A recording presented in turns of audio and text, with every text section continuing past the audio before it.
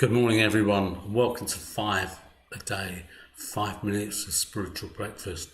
First of all, let me apologise for yesterday. After 8 weeks of really not having any technical difficulties, we had some on the Sunday, and yesterday morning I just could not get online, and so I really apologise with that. But hey, we're back, and God's good, and we're back today. Back in the 1950s, my parents decided to leave Guyana and come over to London. After all, the streets were paved with gold.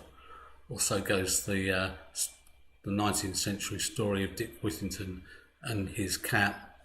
Now my father came over first and came over to this country, and then my mother was to come on later.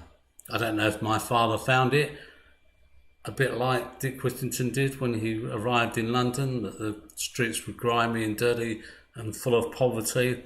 But if for those of us that certainly remember the early 60s and around then, perhaps that was true. Let me read you from John's Gospel. We'll get near the end of the 7 I Ams. This is number 6, and they've been building through, and this is a really powerful one. This is what Jesus said as he's spending some time with his closest followers not long before he leaves and ascends, or dies and then ascends to heaven later. And it's Ascension Day later on this week. Do not let your hearts be troubled. You believe in God, believe also in me. My Father's house has many rooms. If it were not so, would I have told you that I'm going there to prepare a place for you?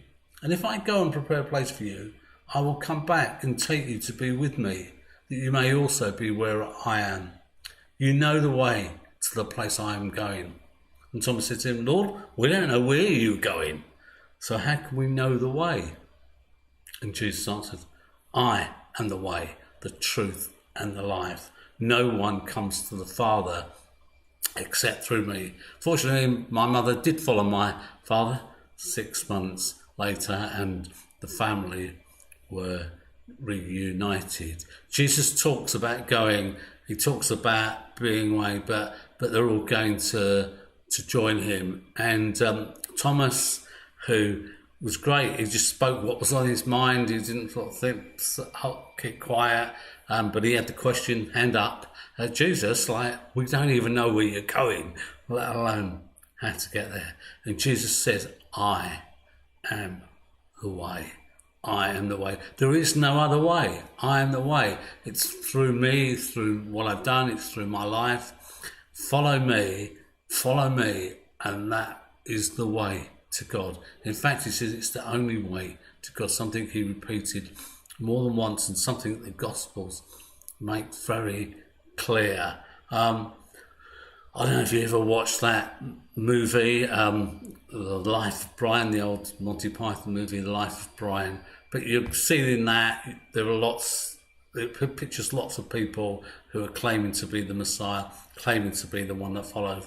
And that's actually not far from the truth at all. There are lots of people who are rising up claiming to be the one to follow. It was a time that was more complex than we perhaps think. We look back and think, oh yeah, they were simple, but it wasn't. It was a complex world. That Greco-Roman world was full of different philosophies, different religions, different ideas, and Jesus is saying, I am the way.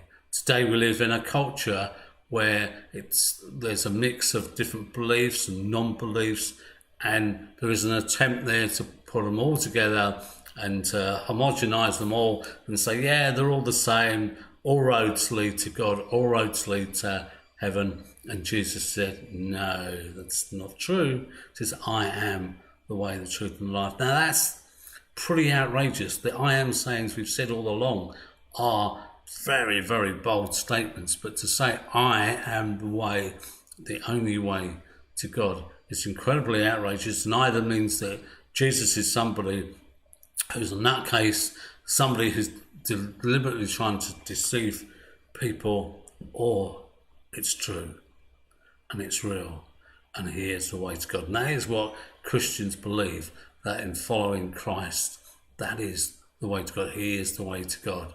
And, you might have looked at all sorts of things and all sorts of opportunities. You might want to go this way, that way, the other, but I want you to sort of look at God and look at Christ and think on him and meditate on him and give your life to him. I've got a little meditation that comes from the 15th century, and this is a meditation of Thomas à Kempis in a work called The Imitation of Christ, which I believe probably, apart from the Bible, might be the most translated book of all time. And it's a devotional work, incredible devotional work written in the 15th century. So I'm just going to read a little bit as we draw to a close here.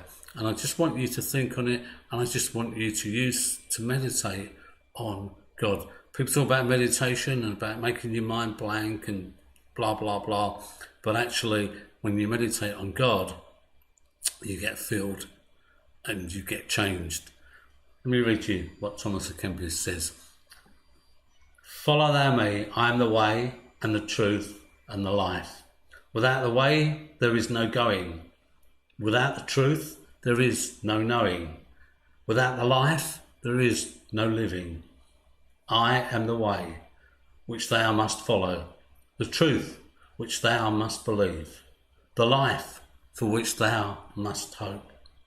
I am the inviolable way, the infallible truth, the never-ending life.